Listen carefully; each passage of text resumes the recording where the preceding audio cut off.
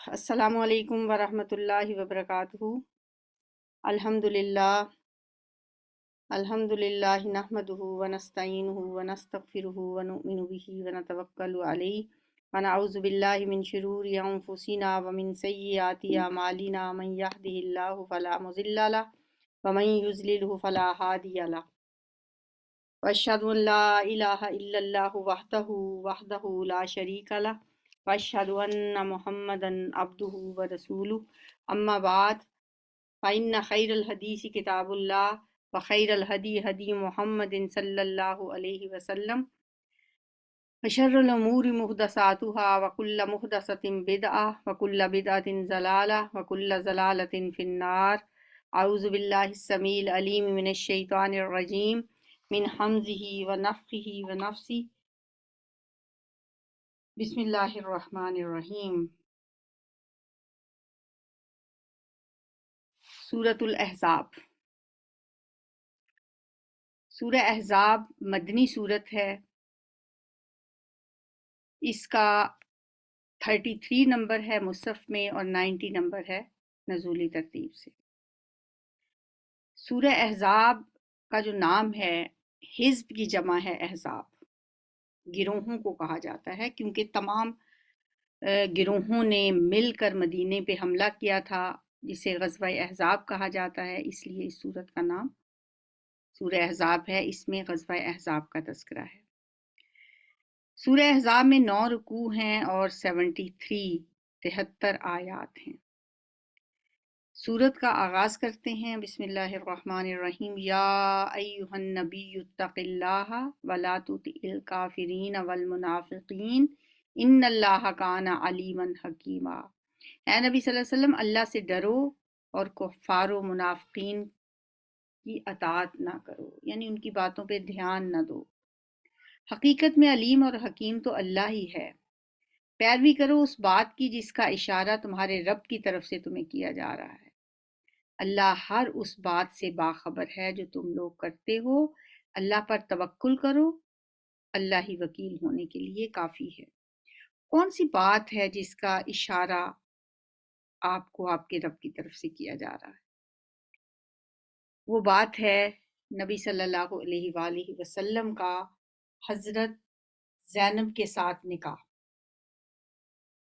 کیونکہ حضرت زینب کا پہلا نکاح حضور صلی اللہ علیہ وسلم کے آزاد کردہ غلام حضرت زید بن ثابت حارثہ سے ہوا۔ نبی صلی اللہ علیہ وسلم نے خود یہ نکاح کرایا۔ ان میں کسی وجہ سے نبھا نہیں ہو سکا، حضرت زید نے حضرت زینب کو طلاق دے دی۔ اب اللہ کی مشیت یہ تھی، اللہ کی مرضی یہ تھی کہ نبی صلی اللہ علیہ وآلہ وسلم کا حضرت زینب سے نکاح ہو، لیکن چونکہ حضرت زید حضور صلی اللہ علیہ وسلم کے لے پالک بیٹے تھے اور اس زمانے میں لے پالک بیٹے کو حقیقی بیٹے کی مانند ہی سمجھا جاتا تھا، تو آپ کو یہ اندیشہ تھا، خدشہ تھا، لوگوں کی باتوں کا ڈر تھا کہ لوگ اس پہ بہت باتیں بنائیں گے، کیونکہ وہ تو یہ سمجھتے تھے کہ حضرت زینب جو ہیں وہ آپ کے بیٹے کی بیوی یعنی آپ کی بہو ہیں، جبکہ اللہ اس رسم کو ختم کرنا چاہتا تھا کہ حقیقی بیٹا اور لاپالک بیٹا دونوں میں بہت فرق ہوتا ہے۔ بیٹا آپ کا وہی ہے جو آپ کی جس کو اس کی ماں نے جنم دیا، جو لاپالک بیٹا ہے وہ حقیقی بیٹا نہیں ہو سکتا۔ تو اس لیے نبی صلی اللہ علیہ وآلہ وسلم سے اللہ تعالیٰ فرما رہے ہیں، اے نبی صلی اللہ علیہ وسلم، اللہ سے ڈرو، ان کفار و منافقین کی فکر نہ کرو، ان کی باتوں پہ دھیان نہ دو، ان کی اطاعت نہ کرو، اور اس بات کی پیروی کرو جس کا اشارہ آپ کے رب کی طرف سے آپ کو کیا جا رہا ہے۔ اور آپ کا نکاح اللہ تعالیٰ نے آسمانوں پہ کر دیا حضرت زینب کے ساتھ۔ حضرت زینب ہمیشہ باقی امہات المومنین سے کہا کرتی تھیں کہ تم لوگوں کے نکاح تو زمین پہ ہوئے ہیں، میرا نکاح آسمانوں پہ ہوا۔ اچھا، سورت کے شروع میں اس بات کو ایک ہیڈنگ کے طور پہ بیان کر کے چھوڑ دیا گیا ہے، پھر باقی اس کی تفصیل ہمیں آگے جا کے ملتی ہے۔ تو یہ بالکل وہی انداز ہے جیسے سورہ انفال میں شروع میں مال غنیمت کا تذکرہ ایک ہیڈنگ کے طور پہ آیا اور پھر اس کے بعد اس کی تفصیل آگے جا کے. تو یہ قرآن کا ایک اسلوب ہے کہ کسی اہم بات کو سورت کے شروع میں بیان کیا جاتا ہے کسی ایک آیت میں، اور پھر اس کے بعد اس کی تفصیل کہیں آگے جا کے بیان کی جاتی ہے. تو شروع میں ایک تو یہ بات کی گئی. ویسے اس سورت میں 2 غزوات کا تذکرہ ہے، غزوہ احزاب کا ہے اور پھر غزوہ بنو قریظہ کا تذکرہ ہے. اس میں کچھ شریعت کے احکام بتائے گئے ہیں اور شریعت کے احکام کے ساتھ ساتھ زندگی کے کچھ آداب بھی یہاں بتائے گئے ہیں.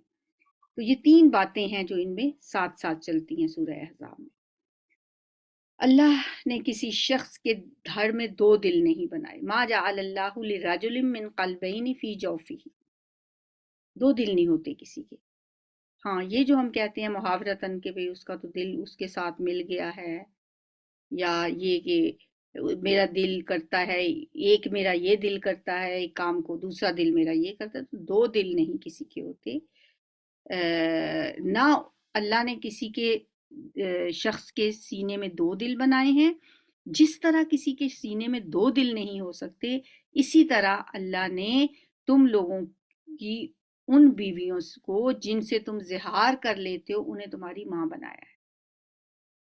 یہ کہہ دینے سے، جس طرح یہ کہہ دینے سے کہ میرا ایک دل یہ کرتا ہے ایک دل یہ کرتا ہے، کسی کے 2 دل نہیں ہو جاتے، اسی طرح جو زمانہ جاہلیت کی ایک رسم تھی کہ اگر کوئی شخص اپنی بیوی کو کہتا تھا کہ تو میرے لیے میری ماں کی طرح ہے، تو وہ ایک طلاق دینے کا طریقہ تھا، اس سے اس کو طلاق ہو جاتی تھی. تو اللہ تعالیٰ نے اس بری رسم کا بھی خاتمہ کیا اور کہا کہ وہ بیویاں جن سے تم زہار کر لیتے ہو یا جنہیں تم ماں کی طرح کہہ دیتے ہو، وہ تمہاری ماں نہیں بن جاتی. جس طرح کسی کے سینے میں 2 دل نہیں ہو جاتے کہہ دینے سے، اسی طرح وہ تمہاری ماں نہیں بن جاتی. اور تیسری بات یہ کہ جن بیٹوں کو تم لے کے پالتے ہو، جو تمہارے لیپالک بیٹے ہوتے ہیں، وہ تمہارے منہ بولے بیٹے تمہارے حقیقی بیٹے نہیں ہو جاتے.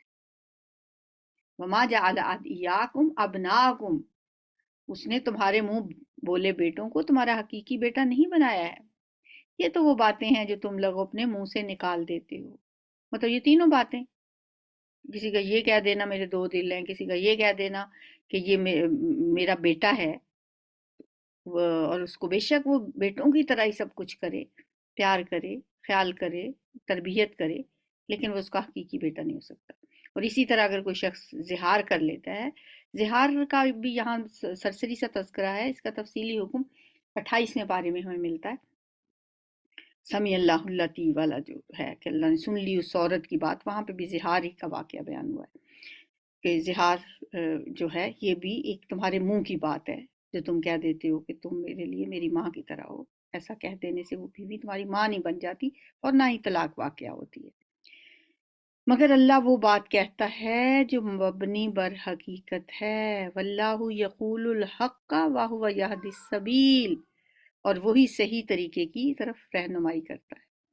منہ بولے بیٹوں کو ان کے باپوں کی نسبت سے پکارو، یہ اللہ کے نزدیک زیادہ منصفانہ بات. اور اگر تمہیں معلوم نہ ہو کہ ان کے باپ کون ہیں تو وہ تمہارے دینی بھائی اور رفیق ہیں. بعض اوقات ایسا بھی ہوتا ہے نا، کوئی بچہ کہیں بچھڑ جاتا ہے، کسی کو وہ پھر ملتا ہے، وہ اسے بیٹا بنا لیتا ہے، تو انہیں پتہ ہی نہیں ہوتا یہ کس کا بیٹا ہے. جنگوں میں یا بعض اوقات ہجرتوں میں ایسا ہوتا ہے. تو فرمایا پھر انہیں اپنے دینی بھائی کہو، مولا. نبی صلی اللہ علیہ وسلم نے حضرت زید بن حارثہ کو اپنا بنایا ہوا تھا وہ بولا بیٹا، تو انہیں لوگ زید بن محمد کہتے تھے، لیکن پھر اس کے بعد انہیں زید بن حارثہ یا زید مولا محمد کہنے لگے. نہ دنستہ جو بات تم کہو اس کے لیے تم پر کوئی گرفت نہیں ہے. بعض اوقات ہوتا ہے نا کہ انسان سے جو غلطیاں ہو گئی ہیں اس پہ کوئی خطا نہیں ہے. وَلَيْسَ عَلَيْكُمْ جُنَاحٌ فِي مَا أَخْطَأْتُمْ بِهِ. تو تم نے نادانستگی میں جو کر لیا سو کر لیا، اس پہ کوئی گناہ نہیں ہے، لیکن اس بات پر ضرور گرفت ہے جس کا تم دل سے ارادہ کرو. وَلَكِنْ مَا تَعَمَّدَتْ قُلُوبُكُمْ. عمدن جو بات تم کرتے ہو، جان بوجھ کے کرتے ہو، اس پہ پکڑ ہے. جو خطا سے کیے، جو نادانستگی میں جو ہو گئے، جو پہلے جو کچھ ہو چکا. وَكَانَ اللَّهُ غَفُورًا رَحِيمًا. اور اللہ بخشنے والا رحم کرنے والا ہے. النبی اولا بالمؤمنین من انفسہم. بلا شبہ نبی صلی اللہ علیہ وسلم تو اہل ایمان کے لیے ان کی اپنی ذات پر مقدم ہے. यानी जानों से भी बढ़कर हैं नबी सल्लल्लाहु अलैहि वसल्लम मोमिनों के लिए। आपकी एक हदीस भी है कि माँ काना मोमिन, तुम में से कोई शख्स मोमिन नहीं हो सकता हत्ता अकूना अहब्बा इलैहि मिन वालिदिही व वलदिही वन्नासी अजमईन, जब तक कि वो मुझसे अपने वालिदैन, अपने औलाद और तमाम लोगों से बढ़ के मोहब्बत ना करे। तो ईमान का यहाँ पे क्राइटेरिया क्या बताया गया कि नबी सल्लल्लाहु अलैहि वसल्लम से हर किसी से बढ़ के मोहब्बत करना। कोई शख्स मोमिन हो ही नहीं सकता जब तक कि वो मुझसे तमाम लोगों से बढ़ के मोहब्बत ना करे। तो यहाँ भी यही बात की गई है कि अन्नबियु औला बिल मोमिनीन मिन अंफुसिहिम, उनकी अपनी जानों से भी ज्यादा मुकद्दम है, और नबी की बीवियां उनकी माएँ हैं। व अज़वाजुहु उम्महातुहुम, यहाँ नबी सल्लल्लाहु अलैहि वसल्लम की बीवियों को उम्महातुल मोमिनीन का दर्जा दे दिया गया। इसलिए हम हर आपकी ज़ौजा मोहतरमा के लिए उम्मुल मोमिनीन का नाम शुरू में पुकारते हैं। और कोई शख्स आपकी वफ़ात के बाद आपकी बीवियों से निकाह नहीं कर सकता। हज़रत आयशा की उम्र उस वक्त 18 साल थी जब वो बेवा हो गई, लेकिन चूंकि वो मोमिनों की माएँ हैं और नबी सल्लल्लाहु अलैहि वसल्लम खुद मोमिनों के लिए बमंज़िला बाप हैं, आपने खुद ये बात हदीस में बयान फरमाई। मगर किताबुल्लाह की रूह से आम मोमिनीन और मुहाजिरीन की बनिस्बत रिश्तेदार एक दूसरे के ज़्यादा हकदार हैं। इसका मतलब ये है कि जैसे नबी सल्लल्लाहु अलैहि वसल्लम ने मदीना जाके रिश्ता मुआखात में परो दिया था मोमिनों को, एक एक महाजिर को एक एक अंसार का भाई बना दिया था, लेकिन आम मोमिनीन और मुहाजिरीन की बनिस्बत रिश्तेदार एक दूसरे के ज्यादा हकदार हैं, मतलब वरासत के हकदार। ऐसा नहीं होगा।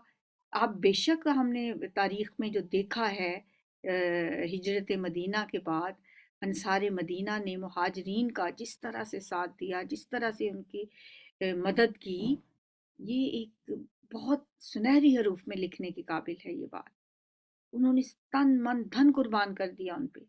लेकिन अल्लाह ताला फरमाते हैं कि वरासत के मामले में जो असल हकीकी रिश्तेदार हैं उलुल अरहाम, वो इन जो ईमानी रिश्ते हैं उनसे बढ़कर हैं, वो ज्यादा हकदार हैं। हाँ, अगर तुम ये समझो कि अपने रफीकों के साथ तुम कोई भलाई करना चाहते हो तो कर सकते हो, उन्हें कोई तोहफा देकर कोई कुछ चीज़ हिबा कर सकते हो, उनकी मदद जिस तरह से भी चाहो, लेकिन वरासत के हकदार तुम्हारे हकीकी रिश्तेदार ही हैं। ये हुक्म किताब इलाही में लिखा हुआ है। कान ज़ालिका फिल किताबि मस्तूरा। और ए नबी सल्लल्लाहु अलैहि वसल्लम, याद रखो उस अहद पैमान को जो हमने तमाम पैगंबरों से लिया है, आपसे भी और नूह अलैहिस्सलाम और इब्राहिम, मूसा और ईसा इब्ने मरियम अलैहिस्सलाम से, सबसे हम पुख्ता अहद ले चुके हैं। नबी सल्लल्लाहु अलैहि वसल्लम और तमाम अंबिया से भी एक अहद लिया गया और एक अहद तमाम इंसानों से लिया गया। दरअसल ये दो अहद हैं।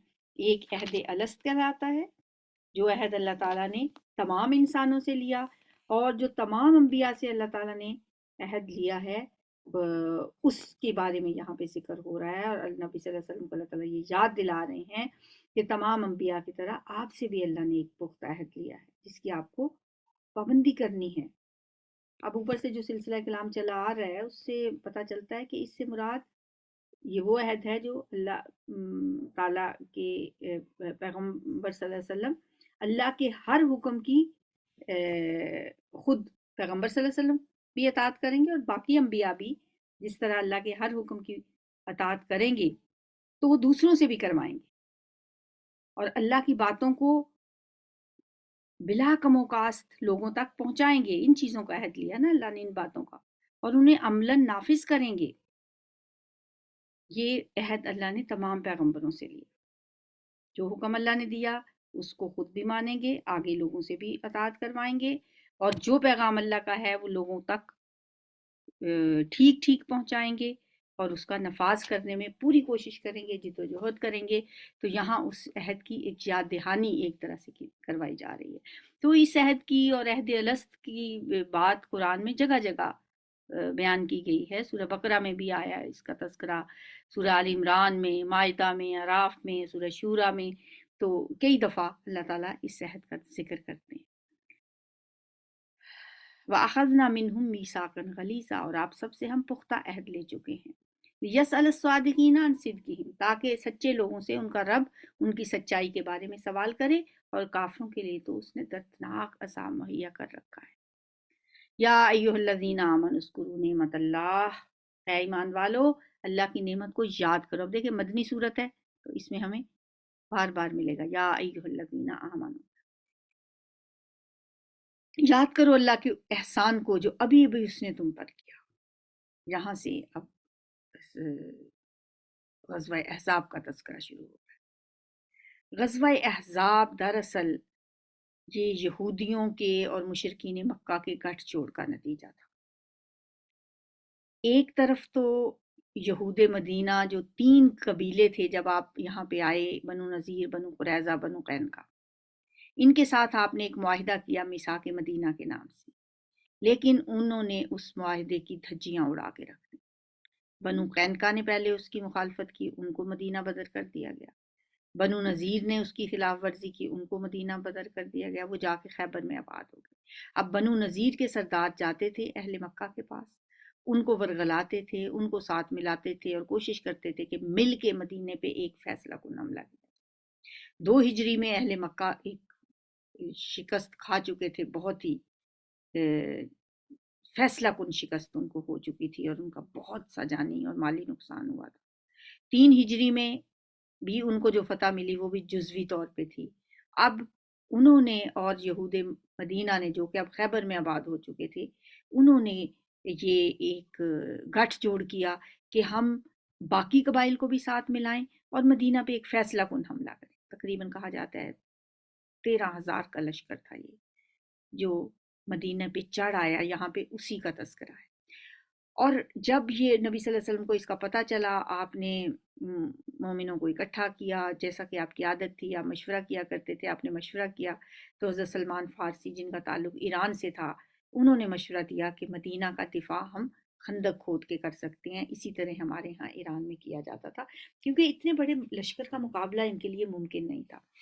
تو مدینہ کی کچھ سچویشن ایسی تھی کہ اس کے مشرق و مغرب میں تو ویسے ہی لاوے کی چٹانیں تھیں، اور جنوب میں جو یہود کا ایک قبیلہ رہ گیا تھا بنو قریظہ، وہ آباد تھا، ان کے ساتھ مسلمانوں کا معاہدہ تھا میثاق مدینہ. گو کہ پہلے ان کی تاریخ بتاتی تھی کہ باقی قبیلوں نے تو اس وعدے کا کوئی پاس نہیں کیا تھا، لیکن فی الحال وہ چونکہ اس پابند تھے اس معاہدے کی روح سے انہیں بھی مسلمانوں کے ساتھ مل کے مدینے پہ حملہ آور ہونے والے ہر دشمن کا مقابلہ کرنا تھا. تو اس لیے بظاہر مدینہ 3 طرف سے محفوظ تھا، صرف ایک جنوبی سمت رہ جاتی تھی، اس پہ فیصلہ کیا گیا کہ خندق کھود کے مدینے کا دفاع کیا جائے. تو وہ جو حالات تھے اس وقت، اس کا یہاں پہ تذکرہ کیا جا رہا ہے کہ اللہ تعالیٰ فرما رہے ہیں کہ میں نے کیسے تمہاری مدد کی تھی. اے مومنو یاد کرو اللہ کے اس احسان کو جو اس نے تم پہ کیا. جب لشکر تم پہ چڑھ آئے تھے، ہم نے ان پر ایک سخت آندھی بھیج دی اور ایسی فوجیں روانہ کی جو تم کو نظر نہیں آتی تھی، یعنی فرشتوں کی فوجیں. اور اللہ وہ سب کچھ دیکھ رہا تھا جو تم لوگ اس وقت کر رہے تھے، جب دشمن اوپر سے اور نیچے سے تم پر چڑھ آئے، جب خوف کے مارے آنکھیں پتھرا گئیں، کلیجے منہ کو آ گئے، اور تم لوگ اللہ کے بارے میں طرح طرح کے گمان کرنے لگے. اس وقت ایمان لانے والے خوب آزمائے گئے اور بری طرح ہلا مارے گئے. وَزُلْزِلُوا زِلْزَالًا شَدِيدًا، بہت سخت حالات تھے یہ جو غزوہ خندق میں مسلمانوں کو پیش آئے.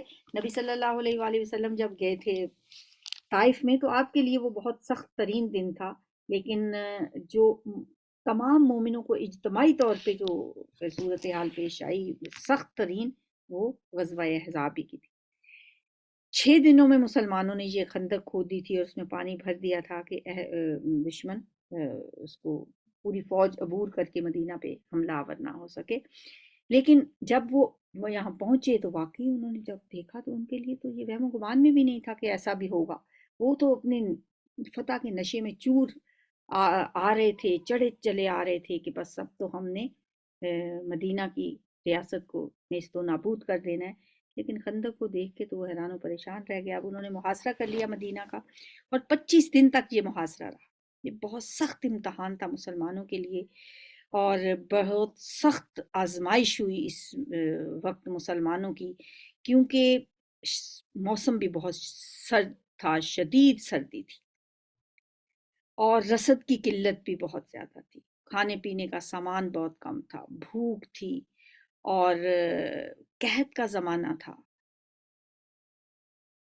एक तरफ जो यहूदियों का कबीला बनु कुरैज़ा था, वो भी अपने वादे से फिर गए, वो भी इनके साथ मिल गए, मुशरिकीन मक्का के साथ।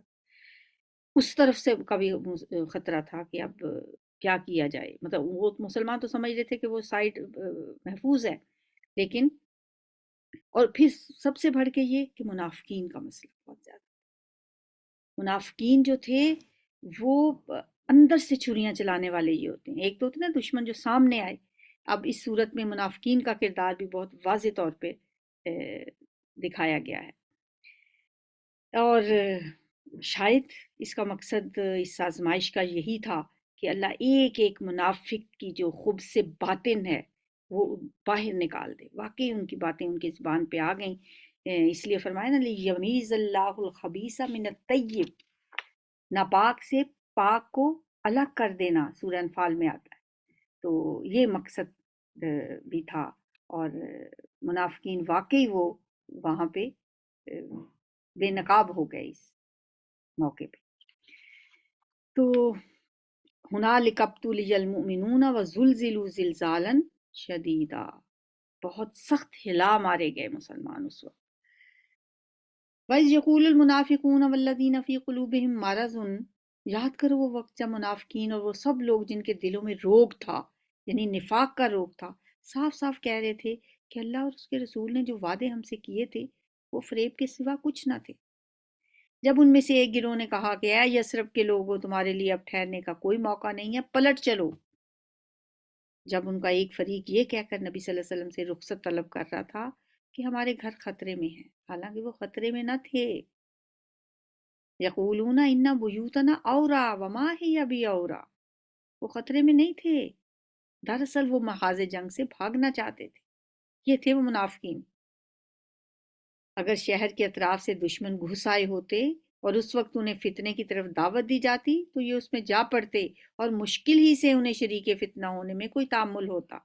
ये उनके अंदर की बातें अल्लाह बता रहे हैं, उनके दिलों की बातें, कि ये मुनाफिक तो वो लोग हैं कि अगर वाकई कोई फौज शहर के अतराफ से घुस आती और उस वक्त उनसे ये मुतालबा किया जाता कि तुम छोड़ के मुसलमानों का साथ हमारे साथ मिल जाओ, तो ये जाने में एक मिनट भी ना लगाते। वमा तलब्बसू बिहा इल्ला यसीरा, शायद ही कोई बचता, ये सभी शामिल हो जाते उस फितने में और मुसलमानों के खिलाफ लड़ने के लिए तैयार हो जाते। इन लोगों ने इससे पहले अल्लाह से अहद किया था कि ये पीठ नहीं फेरेंगे, और अल्लाह से किए हुए अहद की बात पुस्त तो होनी ही थी। वकाना अहदुल्लाहि मसऊला, है नबी सल्लल्लाहु अलैहि वसल्लम, इनसे कहो अगर तुम मौत या कत्ल से भागो तो ये भागना तुम्हारे लिए कुछ भी फायदा मंद नहीं होगा। इसके बाद जिंदगी के मजे लूटने का थोड़ा ही मौका तुम्हें मिल सकेगा। अब अगर तुम मौत से भागते हो तो क्या घर बैठ के मौत नहीं आएगी? कितनी देर और जिंदा रह लोगे? वाइजल्ला तुमत्ताऊना इल्ला कलीला, कुछ साल और मिल जाएंगे। इनसे कहो कौन है जो तुम्हें अल्लाह से बचा सकता है अगर वो तुम्हें नुकसान पहुंचाना चाहे, और कौन उसकी रहमत को रोक सकता है अगर वो तुम पर मेहरबानी करना चाहे। अल्लाह के मुकाबले में तो ये लोग कोई हामी और मददगार नहीं पा सकते।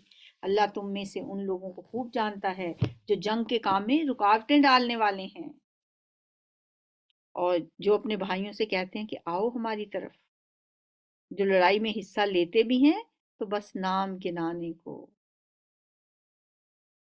जो तुम्हारा साथ देने में सख्त बखील हैं। खतरे का वक्त आ जाए तो इस तरह दीदे फिरा फिरा कर तुम्हारी तरफ देखते हैं जैसे किसी मरने वाले शख्स पर गशी तारी हो गई। राइतहुम यंजुरून इलैका तदूरु आयुनहुम कल्लज़ी युग़शा अलैहि मिनल मौत, जैसे मौत तारी हो गई है इन पे, فائزہ ذہب الخوف، اور جب خطرہ ٹل جاتا ہے تو یہی لوگ فائدوں کے حریث بن کر کینچی کی طرح چلتی ہوئی زبانیں لیے تمہارے استقبال کو آ جاتے ہیں۔ وہی منافقین کا کردار کہ جب فائدہ نظر آتا ہے تو تمہارے ساتھ، اور جب نقصان یا جہاد یا لڑائی کی بات ہوتی ہے تو کھڑے ہو جاتے ہیں۔ سورہ بقرہ میں بھی ہم نے پڑھا تھا۔ یہ لوگ ہرگز ایمان نہیں لائے، اسی لیے اللہ نے ان کے سارے اعمال ضائع کر دی۔ مدینہ میں ایسے لوگوں کی بڑی تعداد تھی۔ عبداللہ بن ابی کی قیادت میں وہ مسلمانوں کو نقصان پہنچانے کے بڑے ہتھ کنڈے استعمال کرتے تھے۔ منہ سے، زبان سے کلمہ پڑھنا، آپ کے پیچھے نمازیں پڑھنا، پہلی صفوں میں آ کے حاضر ہونا، لیکن اندر سے مسلمانوں کے خلاف۔ اسی لیے اللہ نے ان کے سارے اعمال ضائع کر دیے۔ فَأَحْبَطَ اللَّهُ أَعْمَالَهُمْ وَكَانَ ذَلِكَ عَلَى اللَّهِ يَسِيرًا۔ اللہ کے لیے یہ بڑا آسان ہے۔ یہ ان کی اول وقت کی نمازیں سب ضائع۔ یہ سمجھ رہے ہیں کہ حملہ آور گروہ ابھی گئے نہیں ہیں، یعنی بزدل اتنے ہیں، اور اگر وہ پھر حملہ آور ہو جائیں تو ان کا جی چاہتا ہے کہ اس موقع پر یہ کہیں صحرا میں جا رہیں، بدوؤں کے درمیان جا بیٹھیں اور وہیں سے تمہارے حالات پوچھتے رہیں۔ تاہم اگر یہ تمہارے درمیان رہے بھی تو لڑائی میں کم ہی حصہ لیں گے۔ یعنی ان منافقین کا تو یہ حال ہے، تو ان کو لگتا ہے کہ اگر دشمن چلے بھی گئے ہیں تو ان کو لگتا ہے کہ شاید ابھی گئے نہیں ہیں، اور اگر لڑائی کا کوئی موقع آئے تو ان کا تو یہ دل چاہے گا کہ وہ یہاں سے دور کہیں جا کے صحرا میں جا رہیں اور وہاں جا کے بدوؤں کے درمیان ٹھہریں، وہیں سے پوچھتے رہیں تمہارے حالات۔ لڑائی میں یہ کم ہی حصہ لیں گے۔ وَلَوْ كَانُوا فِيكُمْ مَا قَاتَلُوا إِلَّا قَلِيلًا، یہ تمہارے ساتھ رہ کے بھی کون سا فائدہ پہنچانے والے ہیں۔ لَقَدْ كَانَ لَكُمْ فِي رَسُولِ اللَّهِ أُسْوَةٌ حَسَنَةٌ، بہت مشہور آیت ہے۔ بے شک تم لوگوں کے لیے اللہ کے رسول میں ایک بہترین نمونہ ہے، ہر اس شخص کے لیے جو اللہ اور یوم آخرت کا امیدوار ہو۔ آپ جو ہمارے لیے رول ماڈل ہیں، ہمارے لیے جو ایک نمونہ ہیں، لیکن یہ نمونہ کس کو فائدہ دے سکتا ہے؟ جو اللہ اور یوم آخرت پر ایمان رکھتا۔ بہترین نمونہ اسی کے لیے ہیں آپ، جس کا ایمان ہی ڈاما ڈول ہو، جو اللہ سے ملنے کا امیدوار ہی نہ ہو، آخرت کی اس کو کوئی فکر ہی نہ ہو، اس کے لیے کیا آپ رول ماڈل ہوں گے؟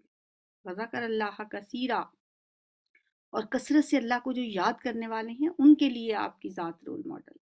اور سچے مومنوں کا حال اس وقت یہ تھا، یعنی اسی غزوہ احزاب میں، وَلَمَّا رَأَى الْمُؤْمِنُونَ الْأَحْزَابَ، جب مومنوں نے حملہ آور لشکروں کو دیکھا تو وہ پکار اٹھے، قالوا ھذا ما وعدنا اللہ ورسولہ وصدق اللہ ورسولہ، انہوں نے کہا یہی وہ چیز ہے جس کا اللہ اور اس کے رسول نے ہم سے وعدہ کیا تھا، اللہ اور اس کے رسول کی بات بالکل سچی تھی۔ یہ مومنوں کا حال ہے۔ منافقوں کا تذکرہ کرنے کے بعد، ان کا کردار دکھانے کے بعد، اب مومنوں کا اللہ حال بتا رہے ہیں کہ مومن تو یہ ہے کہ انہوں نے کہا ھذا ما وعدنا اللہ ورسولہ۔ اس واقعے نے ان کے ایمان اور ان کی سپردگی کو اور زیادہ بڑھا دیا۔ وما زادہم الا ایمانا و تسلیما، ایمان لانے والوں میں ایسے لوگ موجود ہیں جنہوں نے اللہ سے کیے ہوئے عہد کو سچا کر دکھایا، یعنی شہادت پا لی۔ ان میں سے کوئی اپنی نظر پوری کر چکا ہے اور کوئی وقت آنے کا منتظر ہے، یعنی کوئی تو شہادت کا رتبہ پا چکا ہے اور کوئی ابھی اس کا انتظار کر رہا ہے۔ بعض کہتے ہیں کہ سعد بن معاذ کی بات ہے، جو زخمی ہو گئے تھے اس جنگ میں، اور پھر انہی زخموں سے بعد میں ان کی شہادت بھی ہوئی۔ یہ سب کچھ اس لیے ہے تاکہ اللہ سچوں کو ان کی سچائی کی جزا دے، اور منافقوں کو چاہے تو سزا دے اور چاہے تو ان کی توبہ قبول کر لے۔ ان اللہ کان غفورا رحیما۔ فرد اللہ الذین کفروا بغیظہم، اللہ نے کفار کا منہ پھیر دیا، وہ کوئی فائدہ حاصل کیے بغیر اپنے دل کی جلن لیے یوں ہی پلٹ گئے، اور مومنین کی طرف سے اللہ ہی لڑنے کے لیے کافی ہو گیا۔ اللہ بڑی قوت والا اور زبردست ہے۔ پھر اہل کتاب میں سے جن لوگوں نے ان حملہ آوروں کا ساتھ دیا تھا، اللہ ان کی گھڑیوں سے انہیں اتار لایا۔ شدید آندھی بھیجی، جس کا شروع میں تذکرہ ہم نے پڑھا، طوفان بھیجا، اور وہ جو 25 دن ہو گئے تھے محاصرے کو، اب جب شدید سردی میں آندھی طوفان اور بارش بھی، اور خیمے اکھڑ گئے، ان کے ہانڈیاں الٹ گئیں، چولہے جو تھے ان سے آگ پکڑ لی خیموں نے، اور اس حالت میں وہاں ٹھہرنا کوئی آسان کام نہیں تھا۔ 25 دن سے 10,000 بلکہ 13,000 کی فوج کو کھانا کھلانا، یہ بھی کوئی آسان کام نہیں تھا۔ آخر وہ اپنے دل کی جلن لیے یوں ہی پلٹ گئے۔ اللہ نے ان کا منہ پھیر دیا، کوئی فائدہ انہیں حاصل نہ ہوا، اور اللہ ہی کافی ہو گیا مومنوں کے لیے۔ وَقَانَ اللَّهُ قَوِيًّا عَزِيزًا۔ پھر اس کے بعد اب کیا تھا؟ اب بنو قریظہ جنہوں نے وعدہ خلافی کی تھی میثاق مدینہ کی، نبی صلی اللہ علیہ وسلم جب یہاں سے فارغ ہو کے اپنے گھروں کو لوٹے، آپ نے ہتھیار اتار کے رکھے، تو آپ کے پاس جبریل علیہ السلام آ گئے۔ انہوں نے آ کے کہا آپ نے ہتھیار اتار دیے؟ ہم نے تو ابھی نہیں اتارے، ابھی تو ہم نے بنو قریظہ کی طرف چلنا ہے، تھکاوٹ سے برا حال ہے، زخموں سے چور ہیں، 25 دن تک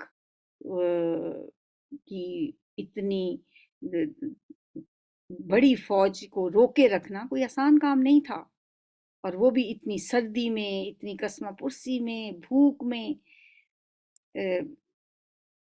اب جب گھروں کو لوٹے ہیں، ایک اور آزمائش، نبی صلی اللہ علیہ وسلم نے فوراً اعلان کر دیا کہ ظہر پڑھ لی ہے، عصر کی نماز جا کے بنو قریظہ میں پڑھیں گے۔ اب یہ اس کا تذکرہ ہو رہا ہے۔ پھر اہل کتاب میں سے جن لوگوں نے ان حملہ آوروں کا ساتھ دیا تھا، یعنی بنو قریظہ نے، اللہ ان کو ان کی گھڑیوں سے انہیں اتار لایا۔ ان کے قلعے تھے بڑے بڑے، جن میں وہ محصور ہو گئے جب مسلمان وہاں پہنچے، اور ان کے دلوں میں اس نے ایسا روب ڈال دیا کہ آج ان میں سے ایک گروہ کو تم قتل کر رہے ہو اور دوسرے گروہ کو قید کر رہے ہو۔ ان کی بدقسمتی کہ وہ حضرت سعد بن معاذ کو حکم بنانے پہ راضی ہو گئے کہ ہمارے بارے میں جو فیصلہ سعد بن معاذ کر دیں گے ہمیں وہ قبول ہوگا۔ نبی صلی اللہ علیہ وسلم کا فیصلہ ماننے کی بجائے مسلمانوں نے محاصرہ کر لیا نا جا کے ان کے قلعوں کا۔ آخر کار اللہ نے ان کے دلوں میں روب ڈال دیا، اور انہوں نے کہا کہ ہمارے بارے میں جو بھی فیصلہ سعد بن معاذ کر دیں گے وہ ہمیں قبول ہوگا۔ سعد بن معاذ زخمی تھے، مسجد نبوی میں پڑے ہوئے تھے، ان کو اٹھا کے وہاں سے لایا گیا اور ان سے کہا گیا کہ ان کے بارے میں آپ فیصلہ کریں۔ انہوں نے کہا کہ میں ان کے بارے میں فیصلہ وہ کروں گا جو ان کی کتاب کے مطابق ہی ہوگا۔ اور ایک دفعہ میں کہیں پڑھ رہی تھی، کسی نے بڑا خوبصورت لائنیں لکھی ہوئی تھیں، انہوں نے کہا کہ سعد بن معاذ فیصلہ کریں گے جو زخموں سے چور تھے، اور زخمی شیر کے فیصلے تو پھر ایسے ہی ہوا کرتے ہیں جیسا سعد بن معاذ نے فیصلہ کیا۔ انہوں نے فیصلہ کیا کہ ان کے جتنے قابل جنگ مرد ہیں ان سب کو قتل کیا جائے گا، ان کے بچوں، ان کی عورتوں کو قیدی بنایا جائے گا، ان کے اموال پہ قبضہ کر لیا جائے گا۔ یہ فیصلہ کسی بھی عہد شکنی کرنے والے کے لیے ان کی اپنی کتاب میں لکھا ہوا تھا، یہ ان کے اپنی شریعت کے مطابق یہ فیصلہ تھا۔ بہرحال یہی اس پہ عمل کیا گیا، بے دریغ ان کا قتل ہوا، ایک مقتل بنایا گیا، ایک ایک یہودی کو لا کے وہاں پہ مارا۔ آج بھی جو اہل مشرکین ہیں، مستشرقین اور اورینٹلسٹ، وہ بڑی باتیں کرتے ہیں اس بات کے، مسلمانوں کی تاریخ تو خون سے بھری ہوئی ہے، انہوں نے اتنے یہودیوں کو اس وقت قتل کیا تھا۔ لیکن اس کیوں کیا تھا؟ وہ تو خود جو بھی آتا تھا مرنے کے لیے وہ کہتا تھا کہ ہم اگر رحمت للعالمین سے فیصلہ کراتے تو وہ کبھی بھی ایسا فیصلہ نہ کرتے، اس میں ہمارا ہی قصور ہے۔ اے نبی صلی اللہ علیہ وسلم، اپنی بیویوں سے کہو اگر تم دنیا اور اس کی زینت چاہتی ہو تو آؤ میں تمہیں کچھ دے دلا کر بھلے طریقے سے رخصت کر دوں۔ اب جنگ کا تذکرہ ختم ہو، غزوہ قریظہ کا بھی ذکر ہو گیا، غزوہ احزاب کا بھی۔ اب چونکہ اس وقت مدینے میں وہ والی بات تو نہیں تھی جو تنگی شروع میں تھی۔ اس کے بعد آپ دیکھیں کہ یہ غزوہ بنو قریظہ میں بھی مسلمانوں کو بہت مال ملا، اس سے پہلے بنو نذیر میں بھی. تو مسلمانوں کے پاس اب خوشحالی آ رہی تھی. اس خوشحالی میں نبی صلی اللہ علیہ وسلم کی بیویوں نے بھی تقاضا کر دیا کہ ہمیں بھی کچھ زیورات بنا دیے جائیں، کچھ ہمیں بھی کچھ خرچہ پانی دیا جائے. یہ بات اللہ کو پسند نہیں آئی. اللہ نے فرمایا نبی صلی اللہ علیہ وسلم اپنی بیویوں سے کہہ دو اگر تم دنیا اور اس کی زینت چاہتی ہو تو آؤ پھر میں تمہیں کچھ دے دلا کر بھلے طریقے سے رخصت کر دوں، اور اگر تم اللہ اور اس کے رسول اور دار آخرت کی طالب ہو تو جان لو کہ تم میں سے جو نیکوکار ہیں اللہ نے ان کے لیے بڑا اجر مہیا کر رکھا ہے. نبی کی بیویوں، تم میں سے جو کسی سری فوش حرکت کا ارتکاب کرے گی اسے دوہرا عذاب دیا جائے گا. اللہ کے لیے یہ بہت آسان کام. یعنی جتنے درجے بلند ہیں اتنا ہی پھر اگر کوئی تم سے گناہ ہوگا تو اس کی سزا بھی زیادہ ہے. تو نبی صلی اللہ علیہ وسلم نے حضرت عائشہ سے بھی کہا، باقی بیویوں سے بھی کہا کہ جواب دو اس بات کا. حضرت عائشہ سے کہا کہ ذرا سوچ سمجھ کے اپنے والدین سے مشورہ کر کے جواب دینا کہ مطلب یہی کہ تم میرے ساتھ رہنا چاہتی ہو یا میں تمہیں رخصت کر دوں، کیونکہ اللہ کا تو یہی فیصلہ. حضرت عائشہ نے کہا یا رسول اللہ اس معاملے میں مجھے کسی سے مشورہ کرنے کی ضرورت نہیں، مجھے آپ ہی کے ساتھ رہنا ہے، مجھے کچھ بھی نہیں چاہیے. سب بیویوں نے یہی جواب دیا کہ ہمیں کچھ نہیں چاہیے، ہمیں آپ کے ساتھ رہنا. چلیں جی، یہاں تک آج کا ہمارا لیسن تھا. سبحانک اللہم و بحمدک، نشہد ان لا الہ الا انت، نستغفرک.